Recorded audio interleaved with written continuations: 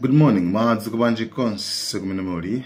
Ndithu news ya lero mama uno ndi news imene ndithu headline yake ikuti nduna ndithu zonse trip awo opita kunja adulidwa pawiri kapena katatu per year.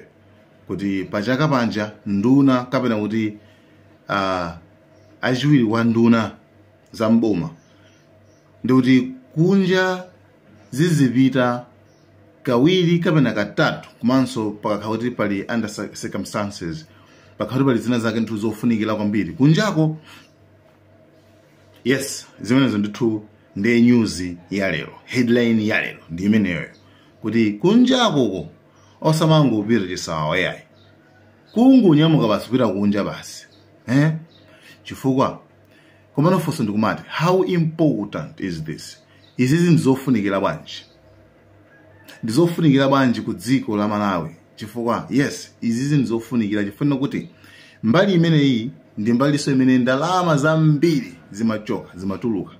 One, zimatuluka bwanji, maulendo ake anali unnecessary, maulendo osafunikira koma nduna zimangopita kunja, kumangonyama kumangopita kunja ndikumaononga forex nduna zimenezo zimanyamuka deputy ministers kumapita kunja kumangononga forex. 1. 2. matikiti aja samayika mtengo weniweni wandalamayo wa tikitiyo komano amaonjezerapo. Zonsezi ndithu zinaliso vuto limene lapangitsa kuti even MCP iluze forex komanso even iso azungu aone kuti madolo ndalama yetu simukwanitsatu kuisamala mukuunonga kwambiri. It resulted into cutting off aid imene imabwera forex. Even I might just part and uncle also nkhani imene iyi.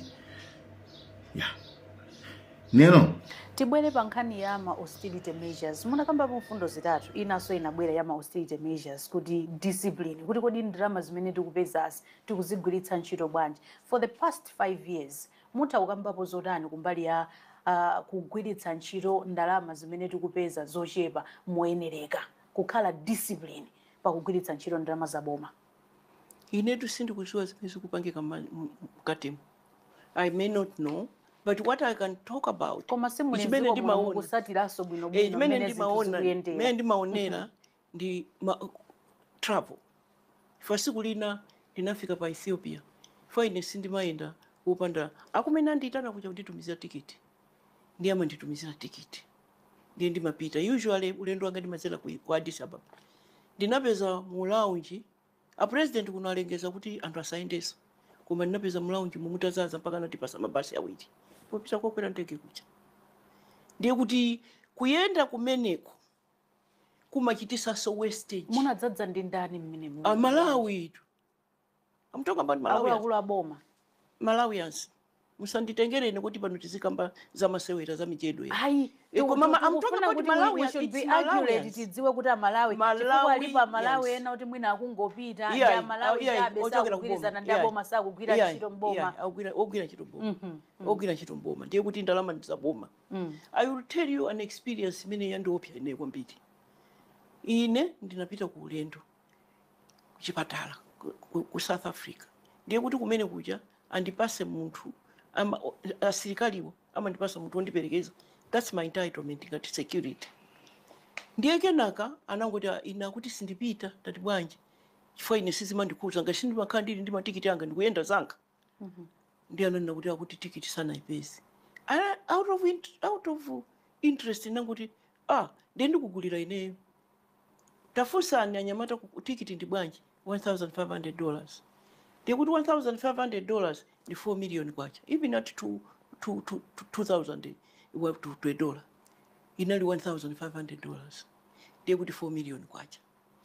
Tafunsani ukoko estimate imene amati amugulire tikiti imene alepera kugula tikiti ya 4 million aliyayi. Tikiti yake tu inali ya 23 million. Mpaka ninafunsa official wanga kupita. Mukandifunsire kuti tikiti ya 23 million yopita ku South Africa. Yapita kaulendo kaka. ine ndagula yomweyo ulendo umenewu 4 million 23 million. Are you listening? Are you hearing me? Kuti that kind of wastage that you cannot explain. Ndinapempha kuti ndithandizeni mundizongosolere how you came about this number. Paka lero sinalandire yankho.